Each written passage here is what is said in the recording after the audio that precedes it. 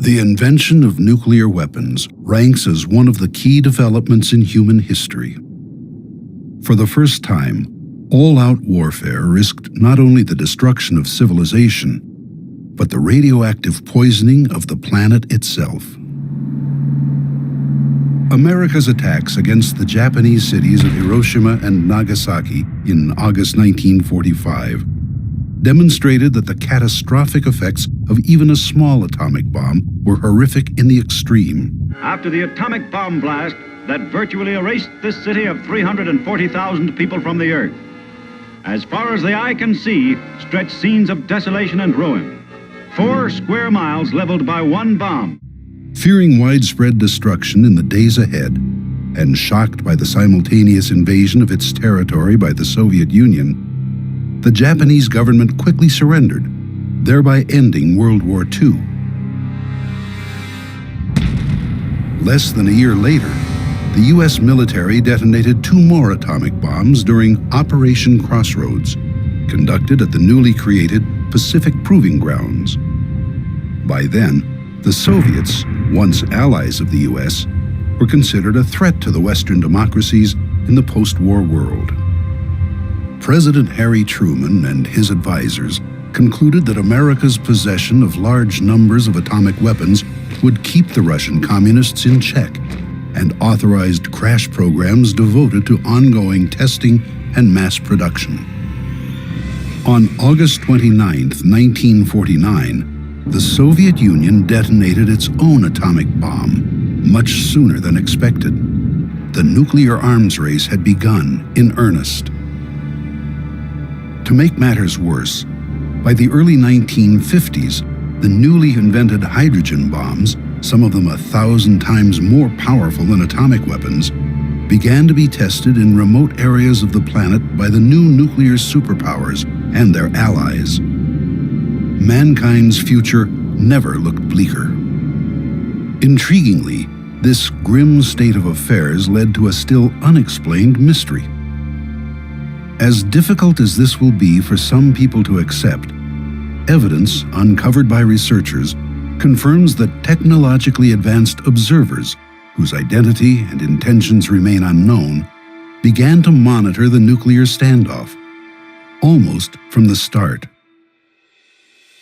Declassified U.S. government documents reveal that, as early as December 1948, incursions by mysterious aerial objects, later referred to as UFOs, began to occur at American nuclear laboratories, bomb storage depots, weapons test areas, and, as time went on, intercontinental ballistic missile sites. Particularly dramatic are the incidents now being openly discussed by former U.S. Air Force ICBM launch officers who were stationed at various Strategic Air Command bases in the 1960s and 70s. According to these highly credible witnesses, on some occasions, as the UFOs briefly hovered over their launch facilities, the nuclear missiles inexplicably malfunctioned. The officers had been on alert in their underground launch control capsules when they received telephone calls from their security guards at ground level, saying that they were observing one or more unidentified, disc-shaped craft maneuvering in the sky. Seconds later, as many as 10 ICBMs suddenly shut down, according to warning lights on the officers' missile readiness consoles, meaning that they could not have been launched if the President of the United States had, at that moment, ordered a nuclear attack on America's adversaries. These witnesses say that their superiors ordered them to keep quiet about the incidents, and in some cases required them to sign non-disclosure statements which stipulated severe legal penalties for anyone who violated secrecy. As a result of the harsh security measures imposed upon them, many of these Air Force veterans waited decades before discussing the nearly unbelievable and highly disturbing incidents they had observed. Nevertheless, a number of them have finally stepped forward to reveal the truth. On September 27, 2010, a leading UFO researcher, Robert Hastings, and a former Minuteman missile launch officer, Robert Salas, co-sponsored the UFOs and Nukes press conference in Washington, D.C., in an effort to bring the facts to the public. The event was widely covered by the media, not only in the United States, but around the world. CNN streamed it live, and other major news organizations published stories about it later the same day. Good afternoon. My name is Robert Salas. In 1967, I was a first lieutenant stationed at Malmstrom Air Force Base, Montana. I was a missile launch officer. Sometime in the evening hours on March 24th, I received a call from one of my topside guards, the flight security controller, stating that they had been observing strange lights in the sky making odd maneuvers. He called back about 5 minutes later. This time he was screaming into the phone saying they're looking at a red glowing object hovering just above our front gate. Our missiles began going into what's called a no-go condition or unlaunchable. Essentially they were disabled while this object was still hovering over our site. Back in 1967, I was officer in charge of the Communications Center at the 28th Air Division in Great Falls, Montana. In March of that particular year, I can clearly recall a message coming through my Communications Center which basically said that a UFO did in fact shut down several missile silos in Montana. Robert Hastings has devoted 40 years to seeking out and interviewing U.S. military veterans regarding their UFO experiences at missile sites and other nuclear weapons facilities. His book, UFOs and Nukes, contains the testimony of more than 100 of those individuals. Declassified U.S. government documents and witness testimony from former or retired U.S. military personnel confirm beyond any doubt the reality of ongoing UFO incursions at nuclear weapons sites. I was the Minuteman III Combat Group Commander at F.E. Warren Air Force Base, Wyoming. In 1976, my deputy Bill and I were on alert. We contacted our FSC, our flight security controller, and asked him, is there something wrong? And he said right above him was a big white object that was cigar-shaped, 80 to 100 feet above him, 40 to 50 feet long. I said, okay, keep me abreast of what's happening. So we were talking for a while, stayed there for, I don't know, a minute and a half, and it slowly and very silently moved along the access road. When we came up the next morning, the FSC was in his chair in a fetal position, and we talked to him and tried to calm him down. We couldn't calm him down, oddly enough. We were called in by the squadron commander again, and he took whatever notes my deputy made, tore them up. So this didn't happen, it's top secret, and made us sign something. Significantly, dramatic UFO incidents were also occurring at nuclear missile facilities in the former Soviet Union, including cases where the weapons suddenly malfunctioned. Documents obtained in Russia by Western journalists in the 1990s, as well as on-the-record statements by Soviet Army veterans, summarize the unsettling events in great detail. These revelations make clear that both American and Soviet nuclear missiles were subjected to ongoing surveillance and, from time to time, deliberate tampering by whoever was piloting the UFOs during the long, tense confrontation known as the Cold War. Had that anxious standoff between capitalism and communism suddenly become a hot nuclear war, hundreds of millions of people would have been killed outright, and a great many more, perhaps 1 to 2 billion worldwide, would have died over time, the result of radiation illness, exposure, and mass starvation. Indeed, a great many species and ecosystems on Earth would have been devastated by such a war. But what were the mysterious missile disruptions, as described by American and Soviet military veterans, meant to convey? Were they a demonstration of the unknown observer's ability to interfere with these weapons at will? If so, would they have openly intervened to try to prevent a nuclear exchange from occurring if hostilities seemed imminent? To state the obvious, the answers to these questions remain elusive, even now. But if all of this is true, what exactly is going on? Who or what is piloting the amazing aerial craft we call UFOs? And why do they seemingly have an intense interest in monitoring and sometimes disrupting our nuclear weapons systems? A brief review of the evidence may provide a few clues. U.S. government documents released through the Freedom of Information Act confirm that unidentified aerial objects, described as flying discs and flying saucers, began to be sighted around the Los Alamos Atomic Laboratory in New Mexico, the birthplace of nuclear weapons, as early as December 1948. 3 years earlier, on July 16, 1945, the lab had tested the first atomic bomb in the desert near Alamogordo, just weeks before the devastating attacks against Japan. Although shrouded in secrecy for decades, the declassified documents reveal that UFOs appeared with alarming frequency, not only at Los Alamos, but also at its sister laboratory, Sandia, in Albuquerque throughout the 1950s. Other declassified documents discuss ongoing UFO sightings at the Oak Ridge Nuclear Laboratory in Tennessee, the Hanford Plutonium Processing Plant in Washington State, and the Savannah River Complex, another plutonium manufacturing site in South Carolina.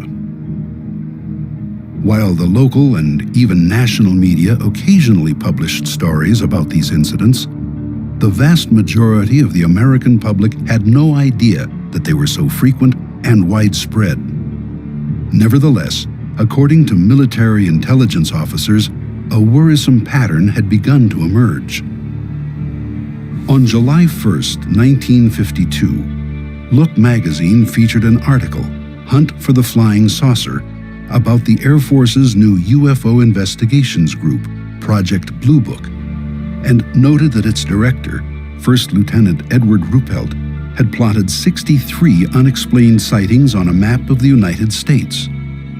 At that point, it was discovered that a, quote, ominous correlation existed between some of the sightings and the location of various atomic weapons installations. Later that year, the CIA took notice of the situation, as this memorandum reveals. Dr. H. Marshall Chadwell, Assistant Director of the agency's Office of Scientific Intelligence, wrote, quote, sightings of unexplained objects at great altitudes and traveling at high speeds in the vicinity of major U.S. defense installations are of such nature that they are not attributable to natural phenomena or known types of aerial vehicles. UFOs also visited the newly created Nevada Proving Ground, located 60 miles northwest of Las Vegas, where new and improved atomic devices were being tested. Civilians living near the proving ground often observed the aerial discs, sometimes flying in large formations, and subsequently notified the Air Force and the local media. At the same time, U.S. Army personnel engaged in field maneuvers at the test site, designed to expose them to atomic battlefield conditions, also reported seeing the UFOs. Meanwhile, other sightings were occurring at the remote Pacific Proving Grounds, where ongoing tests of the far more destructive hydrogen bombs were taking place, as the U.S. tried to outpace the Soviets in the new technology of warfare. The chief purpose of the nuclear tests was to create a powerful but lightweight bomb that could be easily transported aboard an aircraft, the primary delivery system during that era. Had the United States been attacked by the Soviet Union, the U.S. Air Force planned to launch hundreds of strategic bombers against that country and its communist allies. Flying over the Arctic region, they would deliver their deadly payloads a few hours later. At the same time, Soviet bombers would be racing toward North America and Western Europe, carrying their own hydrogen bombs, intent on massive retaliation. If this were not enough, the nuclear standoff entered a new and even more menacing phase in the early 1960s, with the first deployment of intercontinental ballistic missiles. Traveling at more than 15,000 miles per hour, these space-age weapons could deliver their massively destructive warheads to targets on the other side of the globe in less than half an hour. That shockingly brief period was later reduced to less than 10 minutes, once U.S. and Soviet missile-carrying submarines began to be deployed just off each other's coasts. Nuclear Armageddon, if it came to pass, would burst upon the world with sudden savagery, against which there would be no possible defense.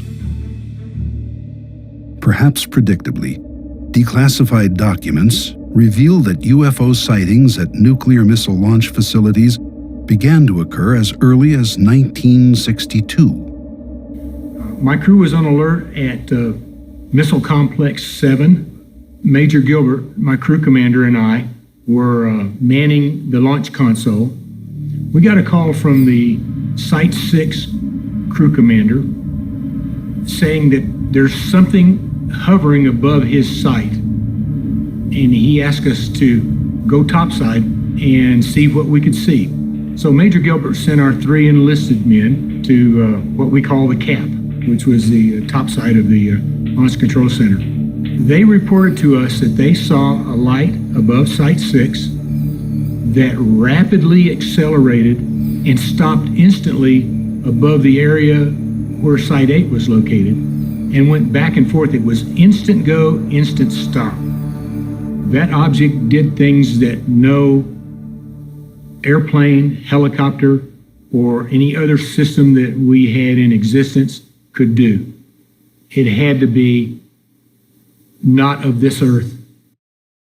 Air Force security personnel guarding these sensitive sites reported seeing unknown aerial objects, usually described as disc-shaped, maneuvering at low altitude and sometimes even hovering over launch silos and launch control facilities at every ICBM base in the United States. Often, the UFOs were tracked on radar, performing maneuvers vastly beyond the capability of any man-made aircraft. Experienced radar personnel were stunned as the objects flew thousands of miles per hour, made sharp-angled turns, and instantly stopped in midair. The mysterious intruders were frequently chased by Air Force interceptors, which had been scrambled to protect the missiles from possible sabotage. So far as is known, the UFOs always escaped unscathed, usually by vastly increasing their speed and leaving the fighters far behind. Baffled military officials had to deal with these unexplained and alarming incidents on an ongoing basis, while trying their best to keep the facts from leaking out to their fellow Americans, many of whom believed the UFO phenomenon to be a nonsensical subject having no basis in reality.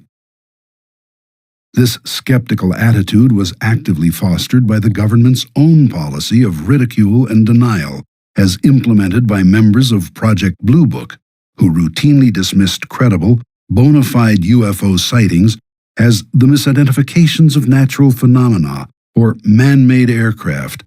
Over time, this practice led to a widespread public backlash against the U.S. government and its weak and sometimes ridiculous explanations for the sightings.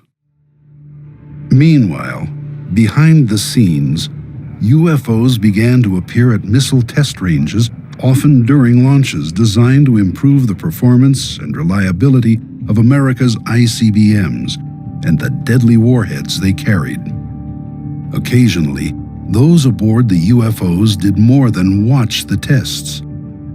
While the exact date remains uncertain, sometime in the fall of 1964, an incident occurred at Vandenberg Air Force Base, California, which has come to be the best-known, most astonishing example of deliberate UFO interference with our nuclear weapons systems. Although the case is still classified top secret, a former Air Force officer Dr. Robert Jacobs, has openly discussed it. At the time, Lieutenant Jacobs, who was assigned to the 1369th Photographic Squadron and held the title Officer in Charge of Photo Instrumentation, was tasked with filming missile launches from a remote mountaintop site on California's Big Sur coastline, using a powerful telescopic camera. The ascending ICBMs would initially fill the camera frame, permitting a detailed view of engine performance, staging, and other aspects of a given launch as they raced out over the Pacific Ocean. Following one such test launch, Lieutenant Jacobs was unexpectedly told to report to the office of Major Florenz Mansman, a photographic analyst assigned to Vandenberg's Office of the Chief Scientist, 1st Strategic Aerospace Division. Upon arriving, he noticed two mysterious men in gray suits, who he later learned were CIA officers. A motion picture projector had been set up, and without explanation, Major Mansman turned it on, telling Jacobs, "Watch this." Jacobs, later a university professor, describes what happened next. On the screen was the film we had shot. The nose cones separate. The chaff flew out in front of it. We saw this as obviously reflections of light rippling like that. And then we saw the dummy warhead flying along. It's going between 6,000 and 8,000 miles an hour at that point, and it's on the fringe of space. And suddenly, into that frame, an object flew in, chasing the chaff, the warhead, and so on, at the same speed. And in polar orbit, it fired a beam of light at the warhead. The beam of light struck that. The object flew up, shot another beam of light at the dummy warhead, went around, shot another beam of light at it, went down, shot a beam of light, and then flew out the same way to come in. At which time, the dummy warhead fell out of the frame. The lights came on, and Major Mansman said to me, "Were you guys screwing around up there?" And I said, "No, sir." And he said, "What was that?" And I said, "It looks like we got a UFO." And he said, "Lieutenant Jacobs, you are never to speak of this again. It never happened." Decades later, Dr. Mansman, by then a researcher at Stanford University, informed Dr. Jacobs that after he had left the room, the two CIA officers quickly confiscated the film of the amazing incident, telling Mansman that it was classified top secret. Mansman also confirmed, in letters to various researchers, that before the film was whisked away, he had conducted an extensive frame-by-frame analysis of it using a magnifier, which revealed the UFO in great detail. He wrote, quote, "The shape was a classic disc. The center seemed to be a raised bubble. The entire lower saucer shape was glowing and seemed to be rotating slowly. At the point of beam release, the object turned like it was required to be in a position to fire from a platform. The assumption was, at that time, extraterrestrial." Responding to the retired major's revelations, Dr. Jacobs wrote, quote, "Those beams of light were a warning, a shot fired across the bow of our nuclear silliness ship." Then, on August 1st, 1965, a dramatic, large-scale UFO incursion took place at F.E. Warren Air Force Base in Wyoming, as this declassified report confirms. Dozens of sightings of disc-shaped craft cavorting at low altitude over Minuteman missile silos, known as launch facilities, were reported by the Air Force security personnel guarding them. Former launch officer Jay Earnshaw has discussed his involvement in one such incident that night. I was in command of Capsule Echo 1 at Warren Air Force Base. Got a call about 3:30 in the morning, somewhere that time, from the flight security controller above, who said that, "Sir, there's some strange objects out there." I says, "What do you mean?" And turns out that he had observed, along with the rest of his response team members, what looked like 5 to 6 oblong lights stacked on top of one another, just outside the gate at Echo 1. They didn't seem to cause any particular damage They didn't seem to put out any beams of light or anything else like that. They simply were there, stacked up. It was rather a benign incident at the time. The paperwork all disappeared. Over the next 2 years, similar UFO incursions also took place at Minot Air Force Base, North Dakota, and Ellsworth Air Force Base, South Dakota. Although those disturbing incidents were reported in official records at the time and occasionally leaked to the media, many of the details only emerged decades later in the testimony of former missile launch officers. I was on duty at Echo, which is our squadron command post. We had strike teams respond to alarms from the missiles. They were 3 to 5 miles away.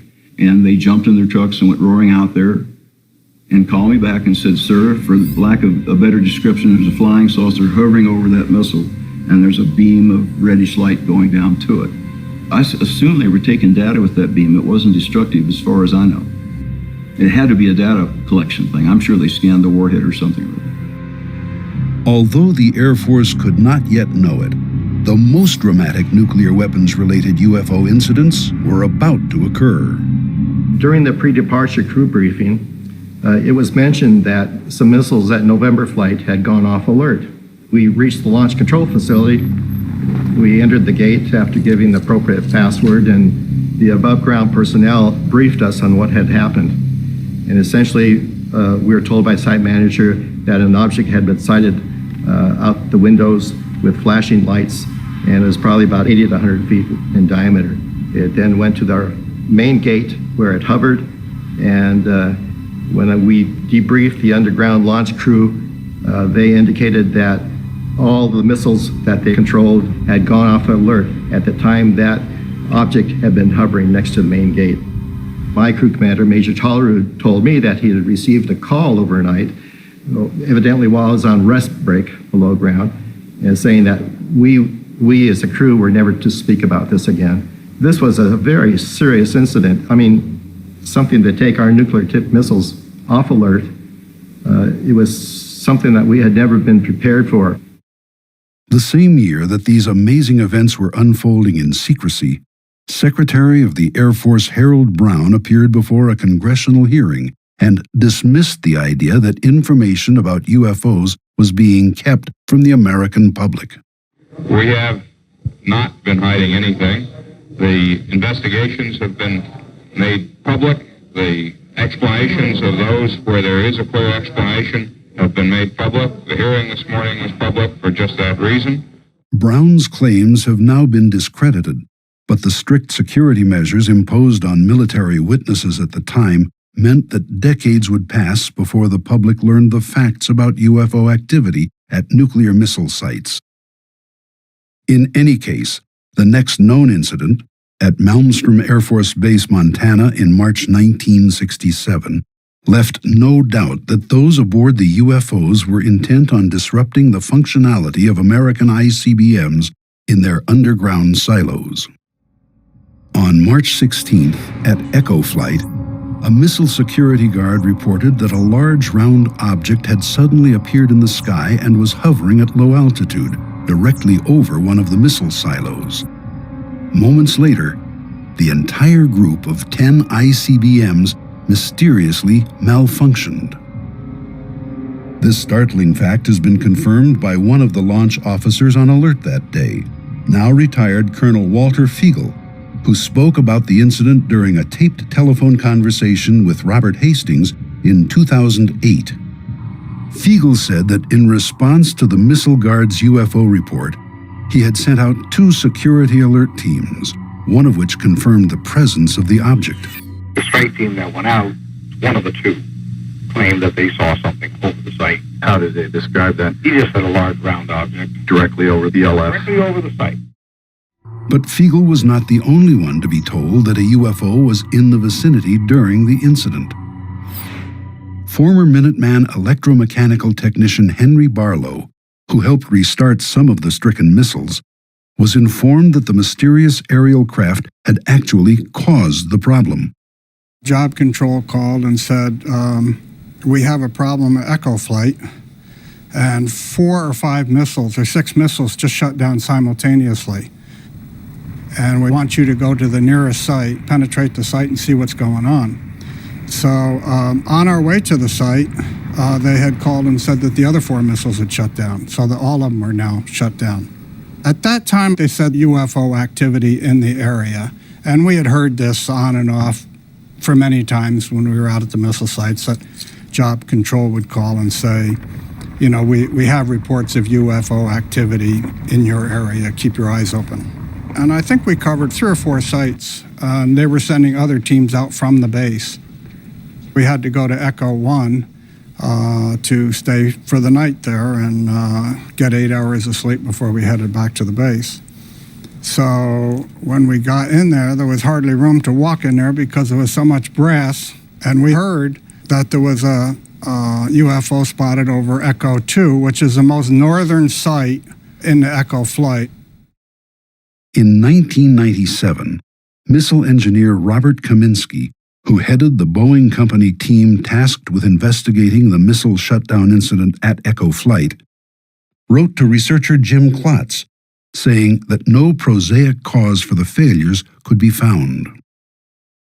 Importantly, the retired engineer also said he had been informed that a UFO was responsible for the missile malfunctions.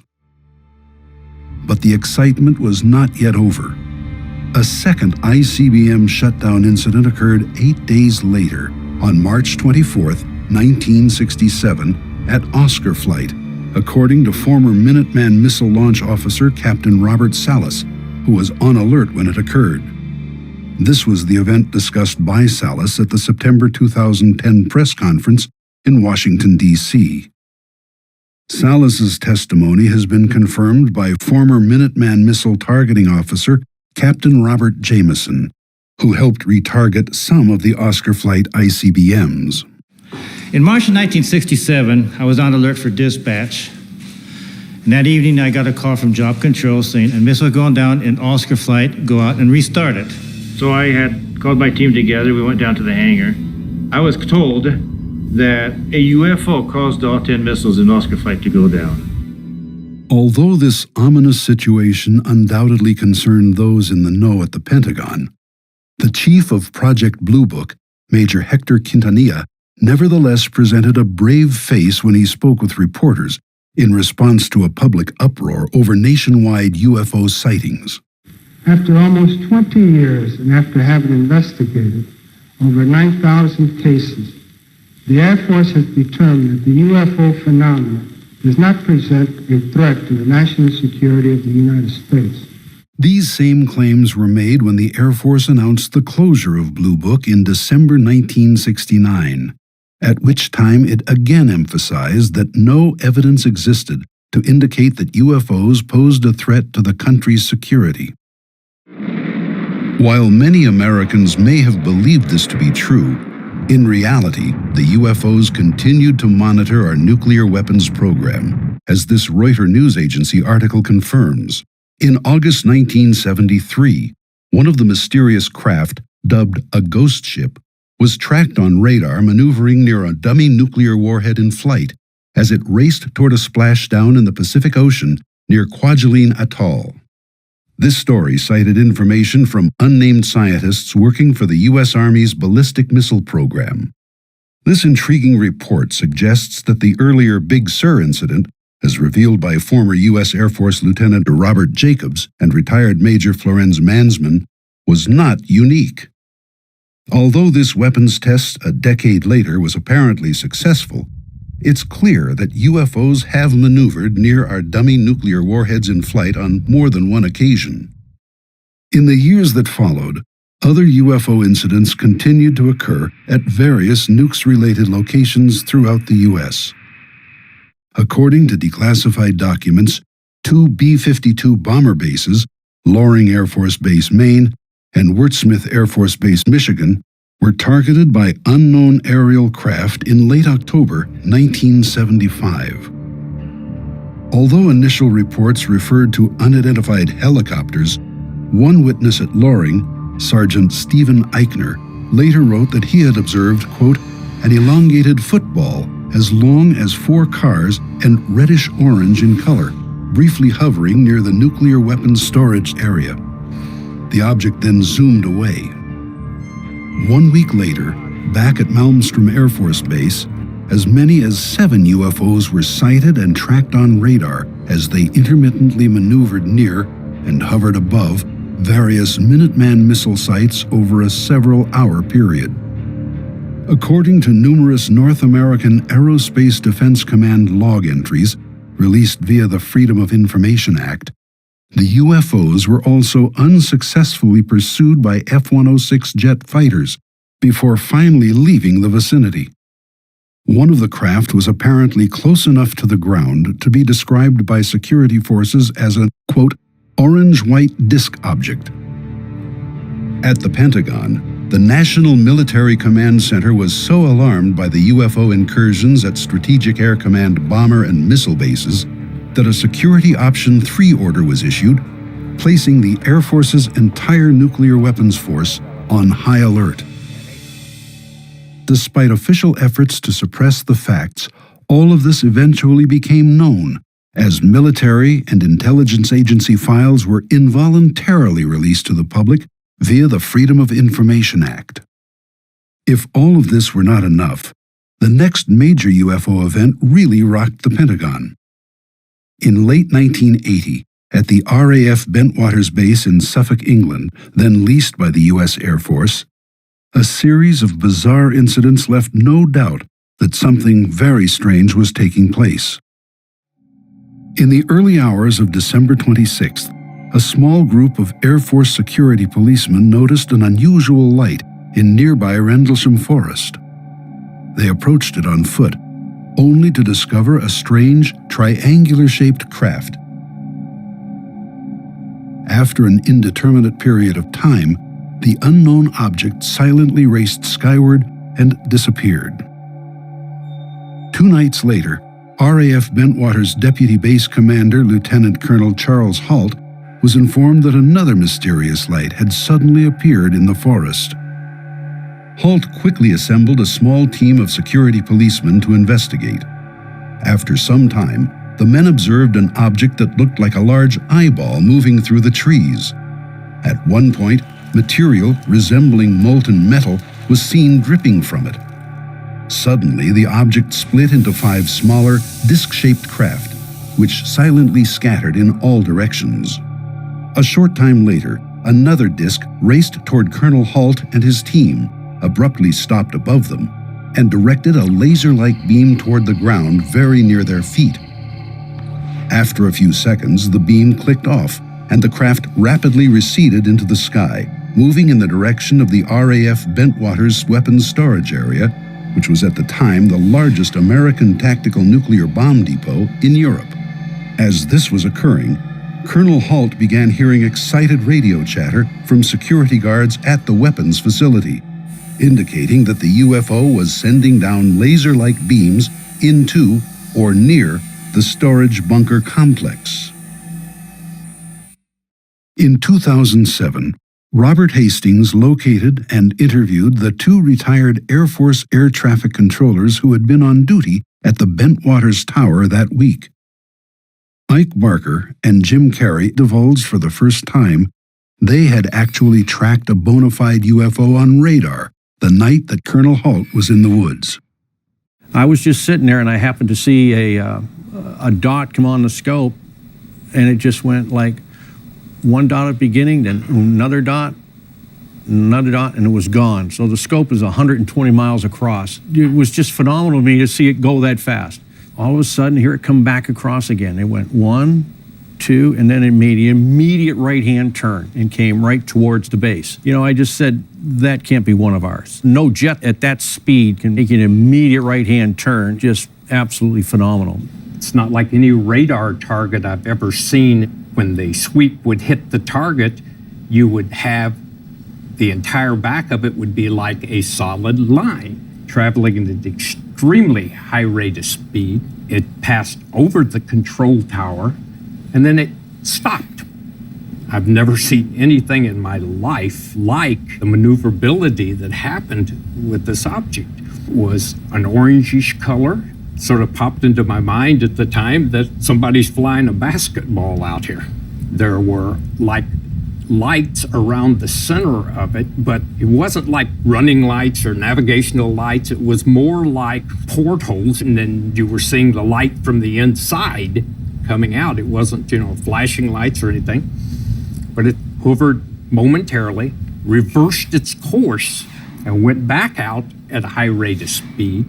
Moreover, given the dramatic incident at the weapons storage area, when one of those UFOs reportedly directed laser-like beams down into the facility, it becomes clear that this case had a nuclear weapons connection. Significantly, another Nukes-related incident in the former Soviet Union is nearly identical to Bentwaters. Government documents obtained by Western journalists after the collapse of the Soviet regime confirm numerous cases of UFO activity in that country during the Cold War era, including one at the Kapustin Yar military complex. On the night of July 28, 1989, a disc-shaped object with a dome was observed by dozens of Soviet Army personnel as it briefly hovered over the base's nuclear missile warhead depot. According to one KGB report, as the stunned witnesses watched, the UFO directed laser-like beams onto the roof of a building in which those weapons were kept before silently racing away. Another incident in the Soviet Union 7 years earlier was even more shocking. On October 4th, 1982, a huge flying disc apparently activated several nuclear missiles, which were then preparing to launch. According to the Soviet Ministry of Defense documents secured by American television investigative reporter George Knapp, the UFO appeared over an intermediate-range missile base near the Ukrainian town of Bylokorovich. At one point, down in the underground launch control capsule, several missiles suddenly went into countdown mode. Although no one had input the authorization codes, the missiles were preparing to launch. Then, after 15 terrifying seconds, the anomaly ceased and everything returned to normal operational status. This potentially disastrous incident was nearly identical to one reported to Robert Hastings by former U.S. Air Force launch officer David Schur, who said that a UFO had activated the launch sequence in several of his Minuteman missiles at Minot Air Force Base, North Dakota, one night in 1966.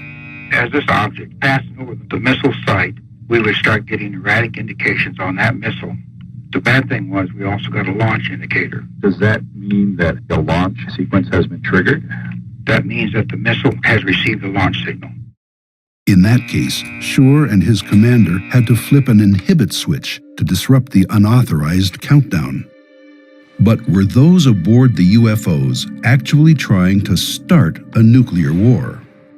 Having investigated these incidents for decades, my opinion is that those who pilot the UFOs are visitors from elsewhere who are engaged in these provocative actions at American and Russian nuclear missile sites to send us a message that we humans are playing with fire, that to engage in nuclear warfare is essentially suicide. Importantly, these dramatic incidents continue to occur long after the end of the Cold War. Several U.S. Air Force veterans have reported new UFO incursions at nuclear missile sites and weapons storage areas in the very recent past. The most important case occurred on October 23, 2010. This is CNN Breaking News. The breaking news involves a power failure that shut down a major part of the U.S. nuclear missile arsenal. Let's go to our Pentagon correspondent, Chris Lawrence. Wow, Chris, what do we know? Well, Wolf, this happened out in Warren Air Force Base out in Wyoming. And bottom line is this. For less than an hour, about an hour on Saturday, the base lost primary communication with about 50 intercontinental ballistic missiles.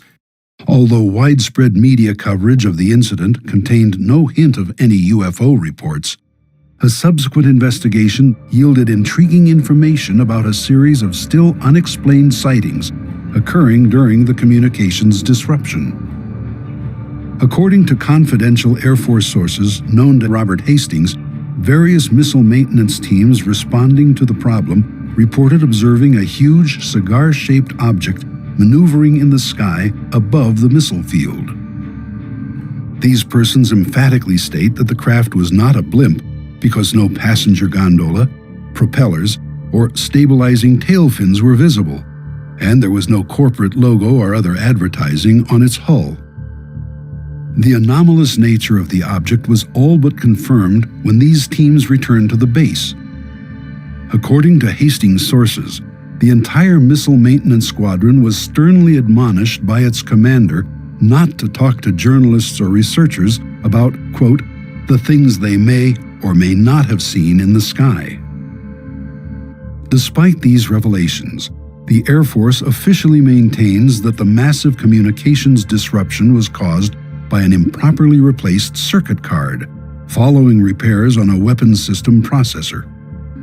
Nevertheless, key personnel who were in a position to know the facts have described multiple independent UFO reports during the incident, which were allegedly suppressed by command-level officers. This program has only scratched the surface. Declassified documents and eyewitness testimony suggest that incidents involving UFO activity at nuclear weapons sites now number in the hundreds. Robert Hastings has urged military veterans to contact him at his website regarding their knowledge of these events, so that a more complete picture of the situation can emerge. He believes that people everywhere have a right to know the facts. This is history. Hidden history, to be sure, but tremendously important. Scientists laugh at UFOs. The media generally ignore them. Billions of people worldwide think this subject is nonsense. And yet, what has been unfolding behind the scenes for more than half a century is nothing less than astounding.